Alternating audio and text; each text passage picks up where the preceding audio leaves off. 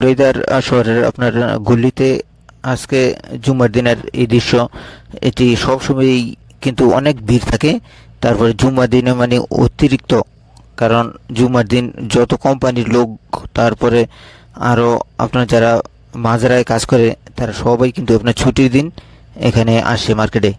মার্কেটে আসার পর এখানে আপনার সব কিছু কিনে নেয়। এটা দেখতে পাচ্ছেন একটি গোস্তের দোকান। এখানে আপনার তাজা গরু, উট এবং ছাগল সবই পাওয়া যায়। শুধু একটি দোকান না, অনেক দোকানই আছে। তার পাশে হইতে এখানে দেখতে পাচ্ছেন একটি আপনার সবজির দোকান।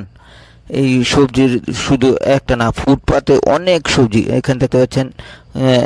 অনেক লোক বাংলাদেশিরা কেউ আপনার অরেঞ্জ বিক্রি করছে এই গল্লির মধ্যে, কেউ বা দেখতে পাচ্ছেন প্রত্যেকটা জায়গায় জায়গায় কেউ মোবাইলের তার, চার্জার, ফোন, তারপরে কেউ কাপড় ইত্যাদি আপনার বিক্রি করছে। আর এইটা দেখতে পাচ্ছেন, এটা একটা গলি। এই গলিতেই আপনার আমরা রোডের অপোজিট সাইডে যেতে হয়।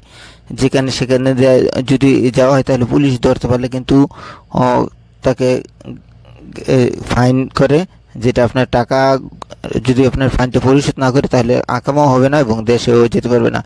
এই সেগুলির সামনে এই রাস্তাটা মেন রোড।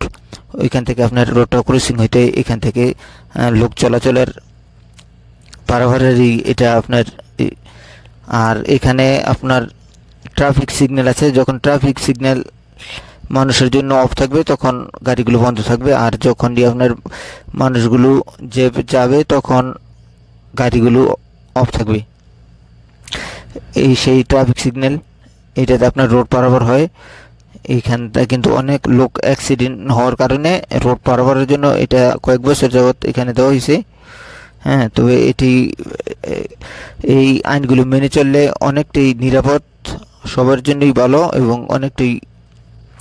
আর এখান থেকে পাচ্ছেন রাস্তার পাশে অনেক লোকই আপনার অনেক কিছু বিক্রি করে। এগুলো সব বাংলাদেশি লোকেরা, কেউ কলা, কেউ বিভিন্ন ধরনের অনেক কিছু বিক্রি করে। আর এখানে পার্শ্ববর্তী অনেক দোকান। আর এটি আপনার, আমি যখন যাচ্ছি, এটি শুক্রবারের সকালের দৃশ্য। এখনো লোকগুলো আপনার সাজাচ্ছে সকালে 8টার দিকে। দেখতে পাচ্ছেন এখানে অনেক প্রকার সবজি নিয়ে বসবে।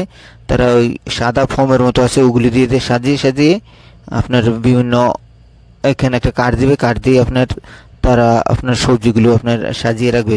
কাঁচামালের যত সবজিগুলো এখানে বিক্রি করে। আর এখান দেখতে পাচ্ছেন রোডের পাশে কিছু লোক বসে আছে এটি কাজের জন্য, তবে এখান থেকে পুলিশে ধরলেও সমস্যা। আর এখানে আপনার এটি আপনার রাত্রের সন্ধ্যাবেলার দৃশ্য। এখানে অনেক লোকে আসে আপনার বিভিন্ন দেশে, শুধু বাংলাদেশি না, অন্য অনেক দেশের অনেক লোক আসে।